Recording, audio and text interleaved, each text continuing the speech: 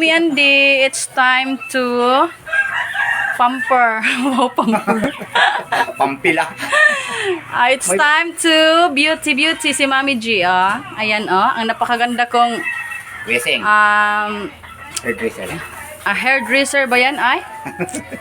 Diba? Kung gusto nyo magpakulay ng hair, magpariban at ano-ano pa, magpunta lang kayo dito kay Madam Duming. Ayan.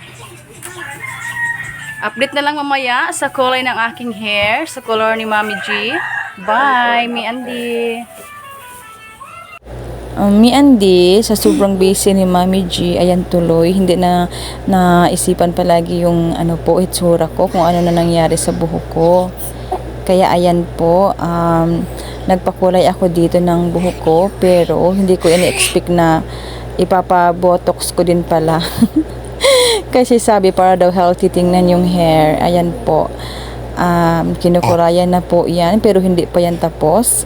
First, pa lang yan dyan po. First move, char. Ayan. Na po si Madam, dyan, Duming. Naglalagay po yan siya ng para pang botox daw, sabi niya. At deserve ko naman siguro, Mi Andy, diba? Magpaano po ng hair ko. Kasi sa tinagal-tagal ko na po, hindi na ako nakapag-asikaso ng aking buhok. Simula po ako nang nanganak po kay Chikiting. Kaya this time, siguro it's time to pamper, char. At ayan na po ang result ng aking hair.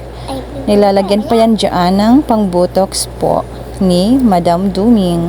Thank you po sa result, Madam Duming. Napaka-satisfied ko talaga.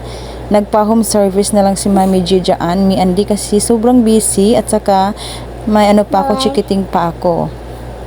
At ayan na po ang result ng aking hair, Mi Andy. Sinusuklay pa yan niya at binoblower pa kasi medyo basa-basa pa yung hair. At pagkatapos ay plantsahin na yan. Ayan po. Hindi pa na-plantsa yan pero ang ganda na ng result niya. In fairness, ang galing-galing po ni Ma'am Doming. At sobrang nasatisfy talaga si Mami G, Mi Andy, kasi napakagaling po niya. At ayan na po yung result ng aking buhok. At ayan na, Mi Andy, ang final look ni Mami G. Diba? Nagmukhang tao na rin. Char. Ang ganda na. Ayan po. Sana nagustuhan yung aking video for today, Mi Andy.